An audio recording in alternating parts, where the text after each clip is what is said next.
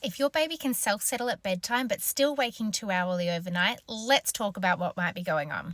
As a sleep consultant, my job is to find the root cause of what's causing a baby's sleep issue. So in this example, why is your baby still waking every 2 hours?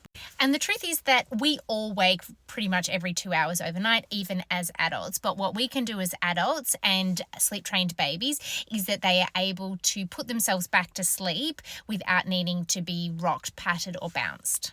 So we're never going to stop your baby from waking, but we need to figure out why isn't your baby putting themselves back to sleep overnight, particularly if they can already self-settle. So we would need to look at all of the sleep foundations to make sure that we've dotted our I's and crossed our T's. Are the sleep totals adequate for your baby, or is overtiredness or undertiredness at play?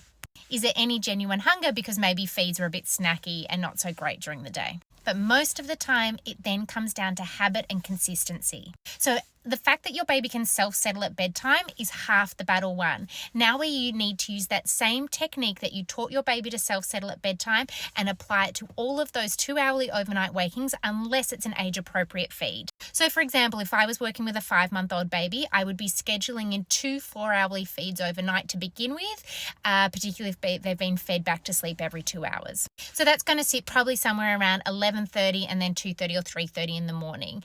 Every other waking that happens in between, you are going to use your same sleep training technique that you used at bedtime, because consistency is key here. Consistency will equal less tears.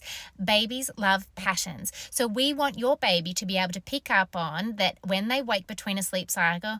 Oh, this is what happens. I have this sleep training technique and I put myself back to sleep. And it should start to feel pretty familiar pretty quickly because we know your baby's already got the skill from bedtime. So have a look at what's happening at each of these 2 hourly wakings and see if there is a way that maybe there's any element of confusion. Sometimes I work with families where they self-settle at bedtime, but when they wake up 2 hours later, sometimes they get a feed, or sometimes they get rocked, or sometimes they get patted, or sometimes dad goes in and does a song. And whilst all of those are really lovely and attentive ways to try and resettle a baby, sometimes it can be a bit confusing. So having a really clear plan from bedtime and for all overnight wakings is the key to transferring the self-settling skill across the whole night. And with consistency, it should happen and fall into place pretty quickly.